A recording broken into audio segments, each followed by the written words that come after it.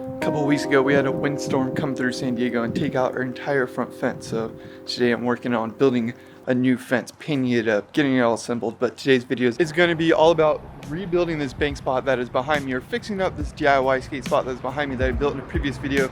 I want to make this bank so you can get to the top and then put a curb at the top and really skate it to its fullest potential, because right now it's really hard to hit it right. This bank literally gets you over this curb and then onto the bank, but there's no real transition. So I'm gonna use this handy little app that I have to kind of find the bank radius so that we can add some transition onto it, smooth it out so we can get to the top of the bank. So by the end of this video, hopefully we'll be making it to the top of this bank. The only problem that I see with going on today, this event going on, there's a lot of people, so we're gonna have to come back. The second step for this project is to make some wood forms. I'm using some scrap wood from previous DIY skate spots, and typically you can find this for free on OfferUp or similar classified listing. I'm laying out the wood so that I can make a line with our bank radius and then add our transition. And you're also going to want to use a leveler, a pen, and measuring tape. I saved the radius from the bank and made a trace of that using the measuring app, then making a longer line for the guide with the leveler tool. The idea here is to outline the bank radius.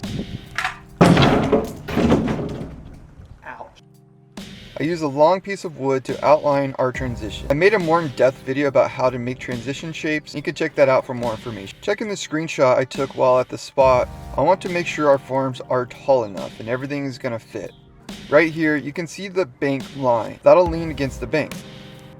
Then the other line is our transition. That'll help us get to the top of the bank. So the next step is to cut out our forms. I'm going to be using a jigsaw for this step.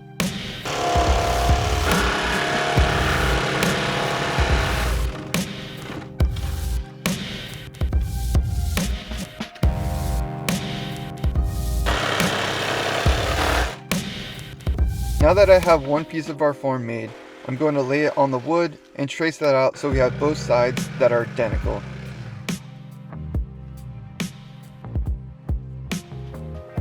Now we have both sides of our form, and you can see the bank radius and the transition radius as well. Quick fence update, I got some panels on here, got it painted. Need to get a couple more panels on, but we're taking a break so I can make this skate spot.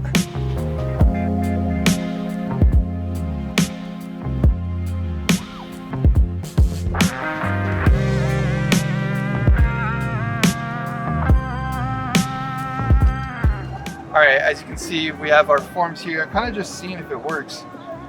Kind of bringing it out. The idea is to add more transition, more concrete, so it's less aggressive, less of an abrasive hit when you're skating it. So these are going to work as like a guide. Essentially, we're going to put the concrete around this fillet.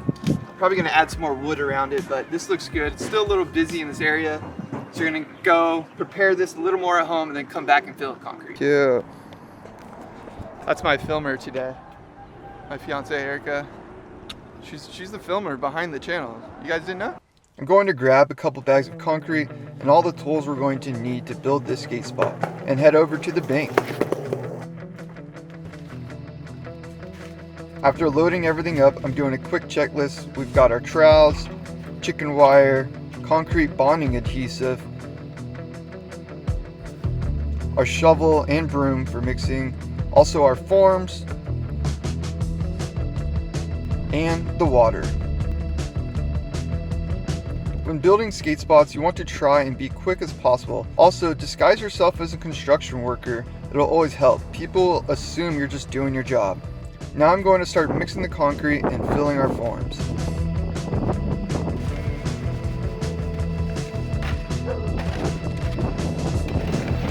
When you first start adding concrete, you don't really want to worry too much about the transition, smoothness, or the shape really. Essentially, you just want to evenly distribute the concrete and worry about all the other stuff later.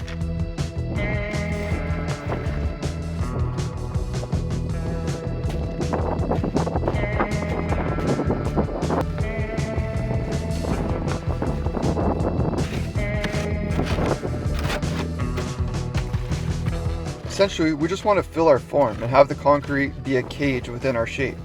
A good rule of thumb is to keep adding water in slow amounts, because you can't take away water, but you can add more concrete if you have it. We want the concrete consistency to look something like this. Not too muddy, but a bit of a pasty texture. Now we're going to keep mixing and adding concrete. Using the starting wood trowel, I'm starting to distribute the concrete, not really shape it or smooth anything out, but to get everything into a place that makes the most sense for the final shape. The concrete bonding adhesive will help blend our new concrete with the ground's existing asphalt and the bank's concrete. Now at this point we can start using our wood trowels to start shaping the concrete.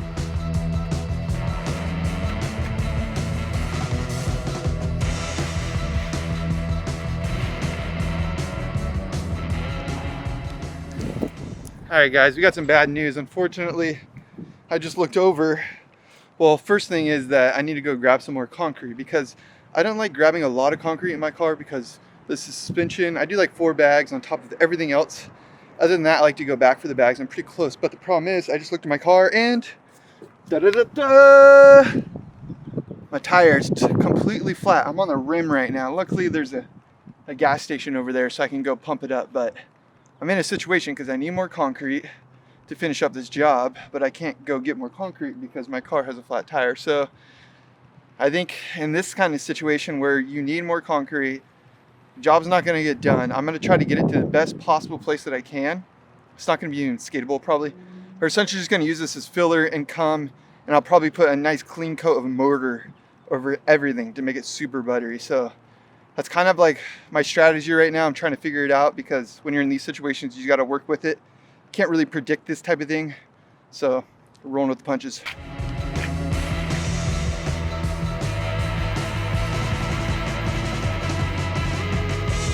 Next, I'm going to use the magnesium float to get that smooth top surface. First, I want to make sure any previous concrete is off the float to avoid things getting messy.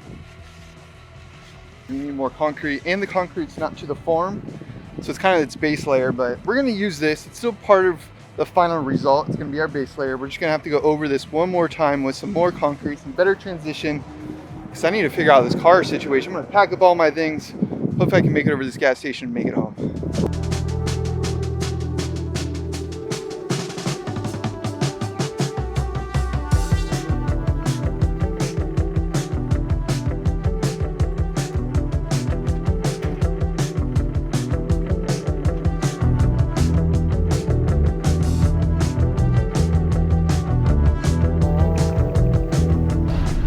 This sucks. This sucks. I've never had a tire pop on me like this, but I'm just trying to get home. I got some air into the tire at the gas station, so I'm not on the rim, but I'm getting pretty close to it. Wish I had AAA. All right, round 2, we're back. This time I'm just gonna use mortar, throw it on top because we got a nice base layer under here. Now we just wanna smooth everything out, get some of that nice transition. So I'm going to set up our form, start mixing up some mortar and throw it on. I'm going to fill some of the empty space with rocks left over from the fence project. You can do this to save money on concrete and time by filling all that area with filler. Avoid using dirt or anything weak. You need something that's solid that concrete can work around and grab. It's always a good idea to have all your tools available before the concrete is mixed. Mixing mortar in a bucket is never easy. I thought this would be a quick way to mix, but it turned out to be extremely difficult. This was a learning lesson for me. Mixing in a mixing tube or wheelbarrow, like I previously did, is much more effective. The mixing ratio with mortar is much different than standard Quickcrete. The mortar takes a lot more water because it's really no rocks. So you'll need much more water than when you're mixing normal Quickcrete. The advantage to mortar is not having rocks. It's a pure smooth surface. That can be a disadvantage or an advantage. In this case, we're using it to our advantage. The difference with mortar is you don't really need to go through the typical float process. You can get straight to the final trowel and starting to shape the transition right away.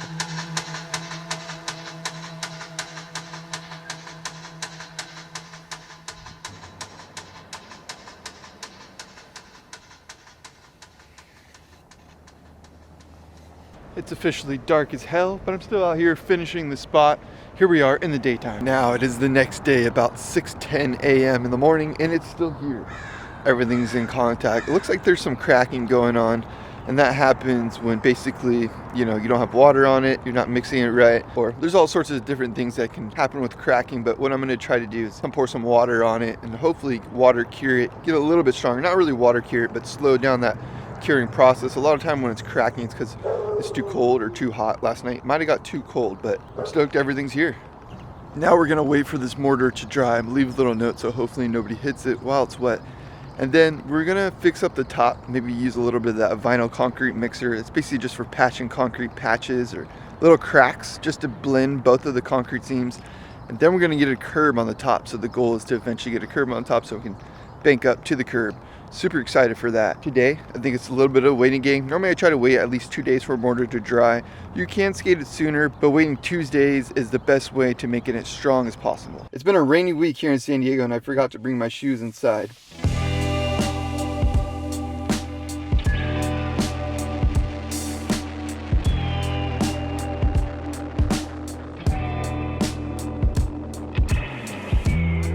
It's rained every single day since we initially poured the spot. It's not a bad thing because the rain actually does help somewhat of water cure. It's kind of naturally water curing the spot for us, so it is going to be a lot stronger once it's done. So now I'm going to head over to the hardware store, get a couple more supplies to finish up the spot, and then we're going to get a skate session on it tomorrow. We're gonna skate this thing tomorrow because I think the weather is supposed to be nice and clear this weekend, so I'm super stoked. The cool part about this bank is that it kind of rounds off at the top, then gets pretty flat, and that's where we're going to put the curb. So there's a good stalling point. Hopefully the curb won't slide down the bank too much because it is a little more level at the top. That's the idea. Get the curb right at the top so when you hit the bank, you have something to stall on. We'll see. This isn't going to be an easy spot to skate. Hitting the curb is definitely going to be a challenge. We are back at the hardware store to get a couple more things to finish up this banked wall spot, but I wanted to mention something really quick. If you're going out to build a DIY skate spot, whenever you go to the hardware store, do you normally have buckets like this, or an area like this, a pallet of busted open bags, gravel, mortar, it could be all sorts of different stuff. And you can get that at a discounted rate. So sometimes if you're trying to be on a budget, trying to be as efficient as possible, definitely check that out.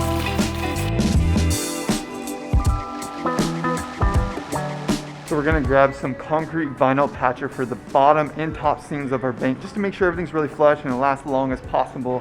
We're also gonna grab some adhesive so we can put the curb on top of the bank, and that's what we're gonna use to make the curb stick. The Sika Pro Select, this stuff right here, I've made a video with this before. You can pretty much get anything on the ground and attach. Really good, really strong for bonding, but we don't need it because that is $24. So we're gonna save a couple dollars by going with the $8.39 concrete adhesive. It's a little bit cheaper, does the job just as good. Right, so I cannot find the bag of concrete vinyl patcher, which is this stuff, but in a bag, because you save a lot of money. But what I realize is this is $9.68 for this, what is it? 10 pounds, it's $9. But then if you go over here, 20 pounds, same stuff, is $10.29. So literally for not even $1 more, you get twice as much. How that makes sense, I don't know, but I think it's just, sometimes you gotta pay attention to the little things. I'm going to grab a little water at home to mix our concrete vinyl patcher, then head over to the spot. I also brought my drill and mortar mixer along with a couple trowels.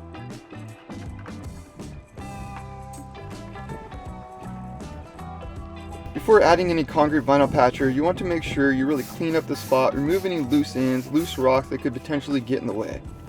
I like to pull some of the weeds growing in between the cracks because I also plan to patch these cracks in areas as well. You don't really want anything in the way of the concrete. Essentially, I'm going to be covering all these loose ends and honeycombs, making the spot a lot stronger. If you can, mix your concrete or patcher material away from the spot, then go over the spot once you're ready. Now this isn't always possible when you're moving heavy concrete. Because we're mixing a small amount of this stuff, it's not too heavy and we can mix it in a different area then bring it over to the spot.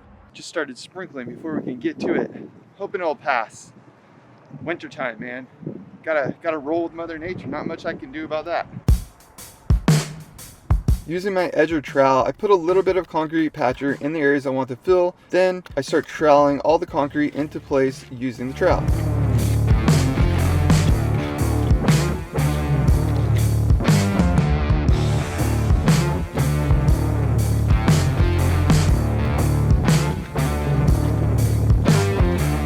Using a concrete sponge, I'm smoothing out any harsh edges that I made from the trowel. Essentially, this can help you really blend this patcher into the old concrete, making a new smooth seam. Just to be safe, I'm going to put a nice patch on the lip where the mortar meets the old bank concrete. This patcher is great for cracks, similar to how you would use Bondo.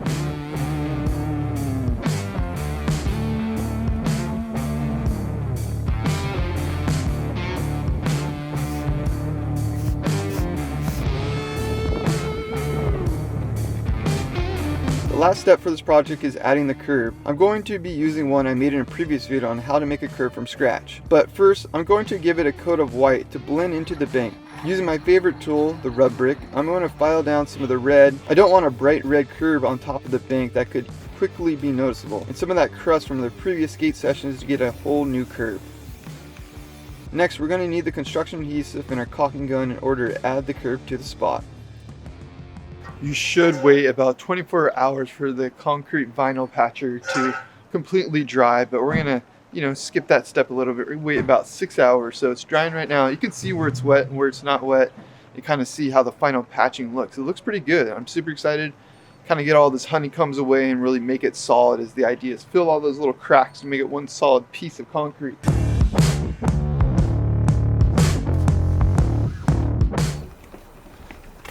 Alright, so as we let that final coat dry, I'm going to be honest with you guys, I'm a little skeptical about putting a curb at the top. I don't know if we're going to make it all the way up to this bank. It is such a big bank. There's a lot of transition on there now, so if we can do it, now is the phase that we'll be able to make it to the top at. So I think we're going to let it dry, test it out, let some of my friends come, let them test it out, kind of evaluate if a curb on the top is a good idea or if that's just ridiculous. Because sometimes I make these spots that are just really hard to skate. Sometimes I make easy spots, but this is a little bit of I gotta consult with the friends. Before I take our first test run on the skate spot, I want to make sure the area is nice and clean in case anyone rolls up and isn't happy with the situation. We can make it clear we're not trying to trash the area but build a skate spot.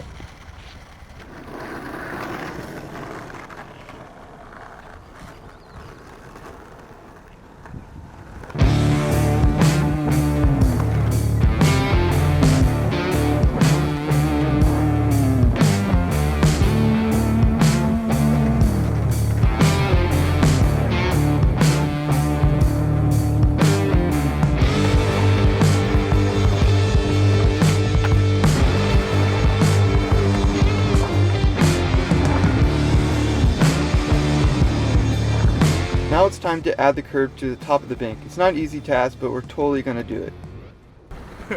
These guys. If this thing's on, look at these guys. I'm not gonna go too in depth in this video on how to install a curb permanently at a skate spot, but I did make a previous video on all about this topic.